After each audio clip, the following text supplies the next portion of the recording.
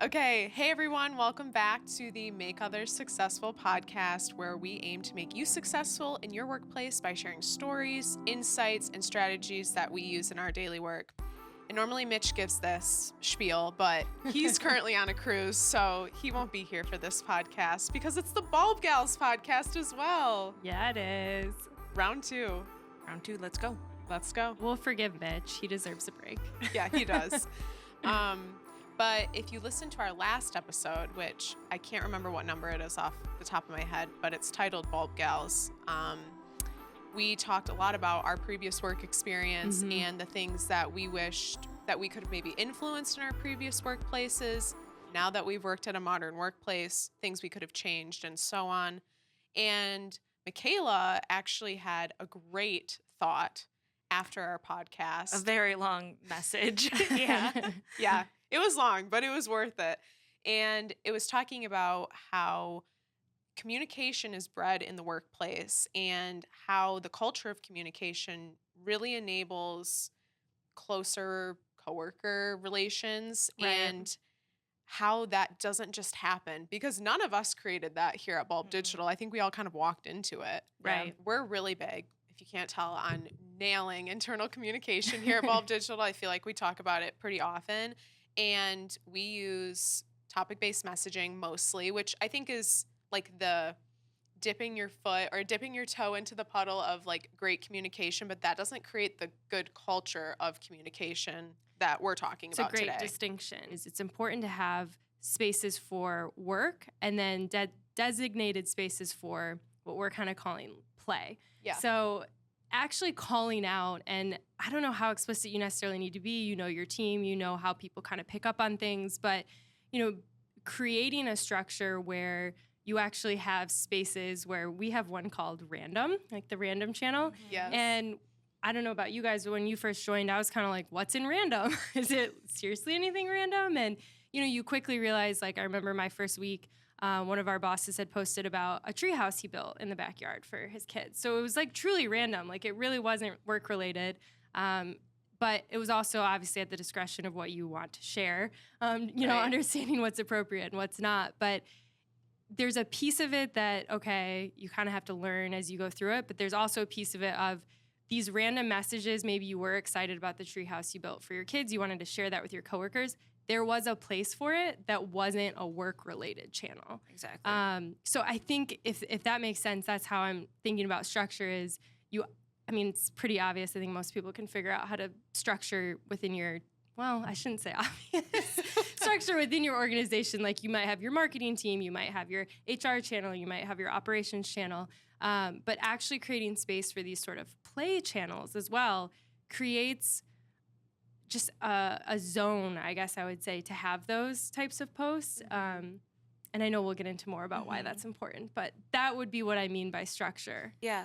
I think I'm going to compare it to like a ball pit where you throw everything in like one spot and then you have access to everyone's interests rather than like DMing one-on-one. And so like you get that chance to connect of like, oh, let's see what I catch today.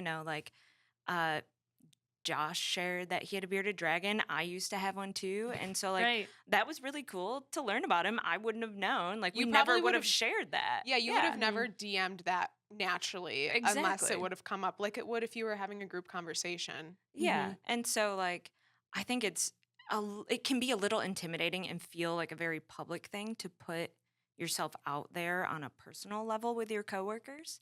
But I think it does provide others the chance to know you if you're open to that, which I think is a really important thing to bring to work. Yeah. I think it creates better work environment and relationships with your coworkers. Totally. And it's even created ways for us to connect with clients on projects. One example that comes to mind is we built an intranet for a company that was completely remote. They were located all across their country in Canada, and none of them had ever met each other.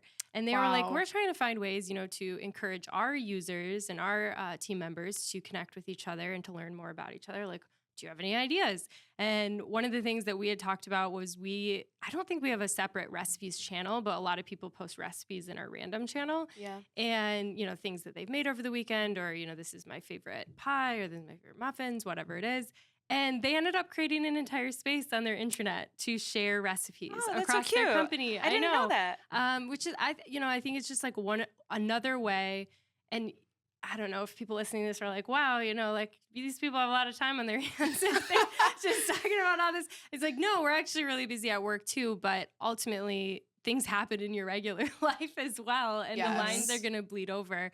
And I think the more you can share and actually be connected with people, especially in that case where none of the team members were ever talking or meeting or knew each other really at all outside of work. It was just a way to connect. So yeah, that gave us kind of a good idea, and they ended up taking it and running with it and have really loved the connections that have come. I think they might actually make a cookbook out of some of the recipes. Oh my Wait, gosh, that's so adorable. cute. It's really fun. I love that. I don't want to do that now. Yeah. And then on the encourage participation side, I think as a whole with the culture, so obviously we all came into this from other businesses. I'd come from an organization where we only emailed. So I sent email to the team members. I remember the first couple weeks, like, you guys are never email me. Like, where is all the conversation happening? So it took a couple days, if not weeks, to kind of understand, okay, this channel's for this is, and they did a good job training me at the very beginning, but it takes a while for it to all sink in. Yeah. But I would say with encouraging participation is make sure you are having your conversations with the right people in the right channels and that you are maintaining. So are you archiving channels when projects are finished, or are you creating a new channel when you truly need a new place to have the conversation? So back to the structure, and you guys know me, Miss Compliance. We love it. You do have to kind of keep up on it, right? Because if you don't, I think people start to, anything goes, and then it's chaos. I really think of that article that I think you posted in Random earlier this week that was about the younger folks just entering the workforce who are fully remote. Yes. And how they feel lonely, which we tend to all do, according to this article, around that age.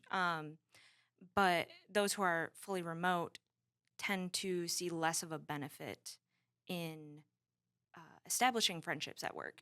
And so I think that, honestly, maybe you guys don't like my answer for this topic, but I think that some amount of like organic in-person interaction is so incredibly helpful for like boosting it, really. Because like when I started, it was recommended that we were in office 3 days a week here.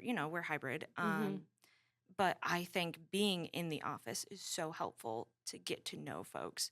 Yeah. But at the same time, I think of like one of my best friends, like we worked together at my last job, didn't know each other that well. And then 2020, we all go remote. He and I became really good friends while we worked remote. To me, that leans more toward the make it as authentic and organic as possible. Like we had our videos on, we're using our voices to chat. It's not the same as topic-based communication, but it's that allowing folks to see the more authentic side of you. Like use it in a way, if we're going to extrapolate that answer to like text-based conversations, use it in a way that's authentic for you. Like I don't write a Slack message that begins with, "Good morning, thank you for reading this message today." Right. I start it with like, "Yo, like here's it." Like I say it like I speak, and I think that's fine. It feels most comfortable for me. So like you get to see me through this other medium. Don't change or hide who you are. Let people see it. Yeah. I mean, I'm just gonna piggyback off of that because I think that's such a good train of thought that connects back with what we were really talking at the beginning of having more of a structured spot for people to sort of brain dump things that are going on in their life. Because on an actual work call, how many people hate the first 5 minutes of calls where it's just like, the weather and how's your life? And, like there's never like enough time to really get into like building a relationship with the people you're talking to on the call. But there's also, even if you're like, let's take the first 10 minutes, it's hard in that moment. It feels so forced when you're on an actual call where you're trying to get real work done, but you are trying to connect with someone. That's not really the time for the connection to happen. It's like the time for the connection to happen is somewhere outside of that. So maybe it is this random channel, or we have other channels where you can put things for events or different things that we have going on. And maybe you've added in a little tidbit about something you're doing that weekend, whatever it is. And then it gives people like a door handle to grab onto, to open the door into that conversation. So creating like digital spaces, to back to your question, Livy, of like where to start. So if you're like completely remote and you work from home, honestly, my recommendation is to create a spot, a space, a channel, whatever it is. Maybe it's somewhere on your intranet, like this client of ours did with recipes, somewhere to connect, to get to know people outside on topics, maybe outside of the work realm, so that maybe you have those one-on-one meetings, or you do have a meeting where you can hang out and catch up. You have something to talk about. Like, frankly, like you kind of know something about those people. Right. And it doesn't feel so forced. It's organic because it's, oh, they got this kind of dog and I happen to have this kind of dog. I had no idea. And now you can connect in that. When you are fully remote, it's really hard to find out that information.